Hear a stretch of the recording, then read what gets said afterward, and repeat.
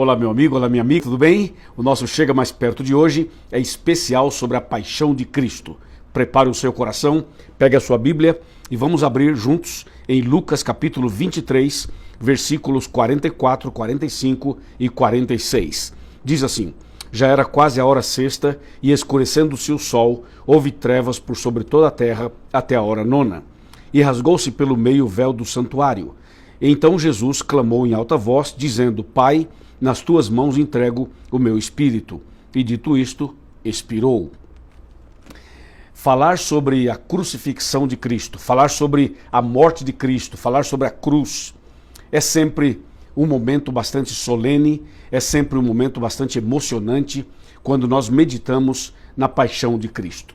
Você sabe que nós somos pecadores. O pecado entrou em nossa vida através de Adão e Eva por uma tentação específica do inimigo. E o pecado trouxe como consequências muitas coisas ruins, como doença, como dor, como medo, insegurança, separações, crises e uma série de outros problemas e finalmente a morte, né? A gente envelhece, fica doente e morre. Os hospitais lotados, os problemas cada vez mais crescendo, tudo isso veio como consequência do pecado. Mas o mais terrível que o pecado trouxe foi a separação do ser humano de Deus. O pecado nos separa de Deus. Então nós estávamos condenados à morte eterna, como está em Romanos, no capítulo 6, verso 23, quando diz que o salário do pecado é a morte eterna. Então nós, seres humanos, estávamos condenados à morte eterna, conforme diz a palavra de Deus. Mas aí entra o amor de Deus, o plano da salvação que Deus revelou ao ser humano depois para que o ser humano pudesse entender. Um plano que Deus já tinha bem antes. E aí a gente é levado para João 3,16, que diz: porque Deus amou ao mundo de tal maneira que deu seu Filho unigênito, para que todo aquele que nele crê não pereça, mas tenha vida eterna. Então, Deus enviou Jesus a este mundo, conforme estava profetizado em Isaías 7,14, Isaías 9,6, Miqueias 5, verso 2 e em tantos outros textos da Bíblia. E Jesus então viria a este mundo com um propósito de morrer na cruz para nos salvar. Foi para isso que Jesus veio. Então, ele se tornou um de nós, Emanuel, como está lá na profecia messiânica de Isaías. Jesus vem, se torna um ser humano para viver aqui, para nos orientar, para sentir o que a gente sente, para passar pelo que nós passamos e para então vencer onde nós falhamos.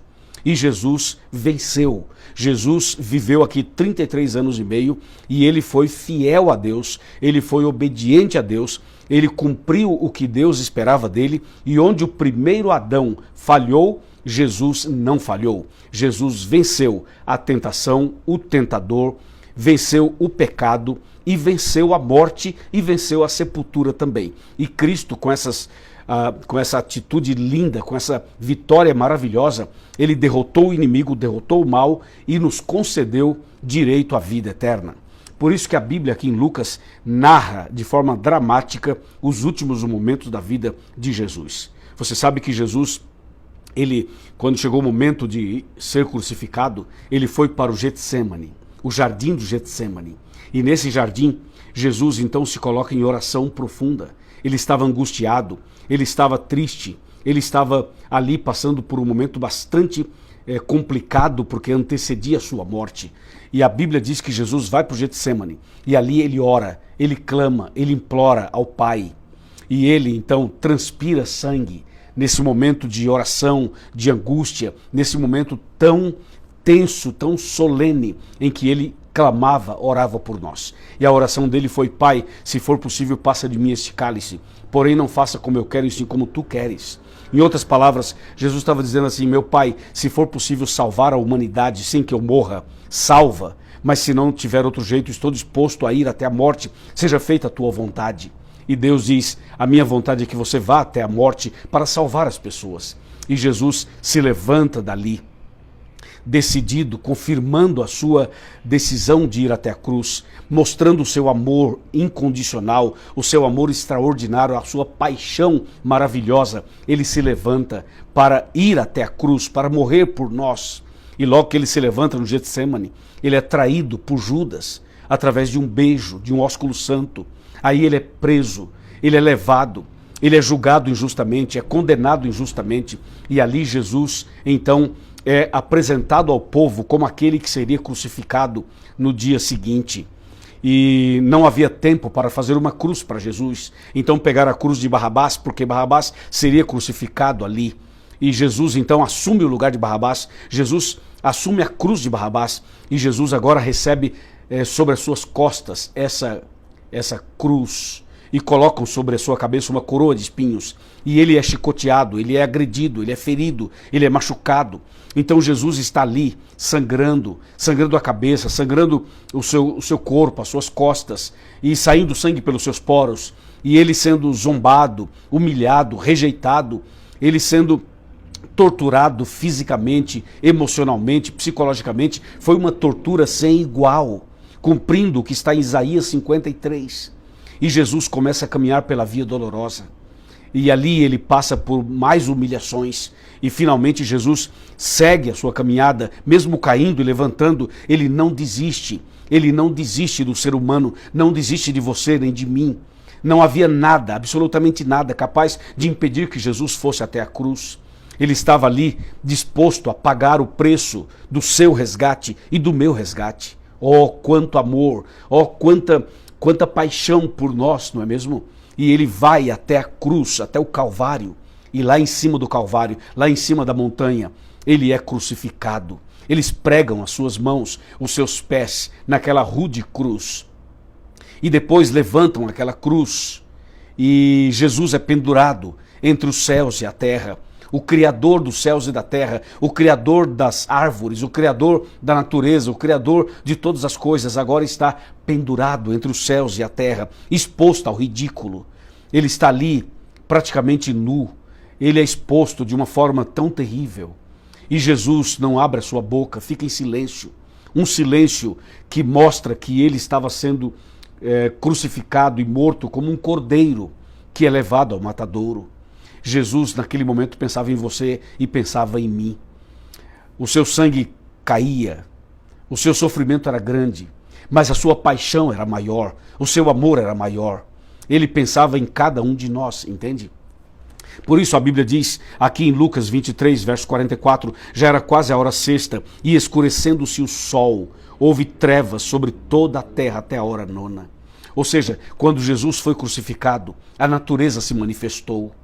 Você percebeu? O texto fala, o sol escureceu, a lua apareceu vermelha como sangue, a natureza se manifestou, o vento veio forte, os animais dispararam do campo, as aves se recolheram, a terra tremeu, a natureza inteira se manifestou, o seu Criador estava morrendo por nós. E parecia que o ser mais inteligente de todos, que é o ser humano, não estava entendendo exatamente o que estava acontecendo. Jesus estava ali, pronunciando suas últimas palavras, entregando-se completamente por nós. E Jesus diz, Pai, está consumado. E ele, naquele momento, ainda tem uma palavra para um dos ladrões da cruz. Jesus salva um dos ladrões porque ele se arrependeu. O outro continuou blasfemando e se perdeu, mas um deles se arrependeu e foi salvo. Jesus disse, em verdade eu te digo hoje, você vai estar comigo no paraíso. E garantiu a salvação dele. Que bênção, né?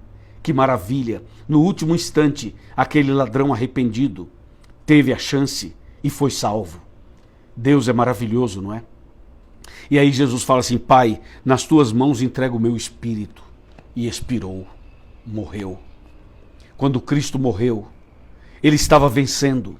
A sua morte foi a maior vitória. A sua morte foi a derrota do mal, a derrota do inimigo, a derrota do pecado, a derrota da sepultura, a derrota da morte. E Jesus estava dando a vitória para cada um de nós. Essa foi a tremenda, a maior, a extraordinária vitória. Cristo venceu através da morte. A morte dele foi a nossa maior vitória. Entendeu?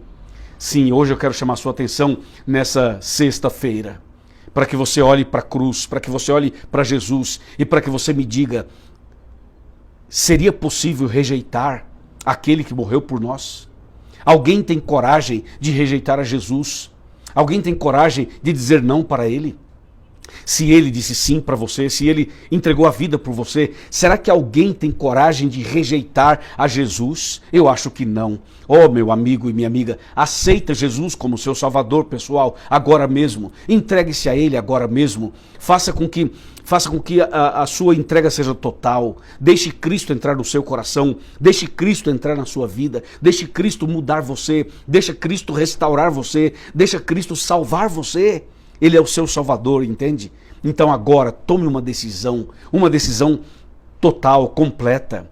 E hoje ainda, procure uma igreja adventista, nós queremos te ajudar. Procure os pastores da nossa igreja, eles são homens de Deus. Procure os anciãos também, as anciãs, nós queremos ajudar você.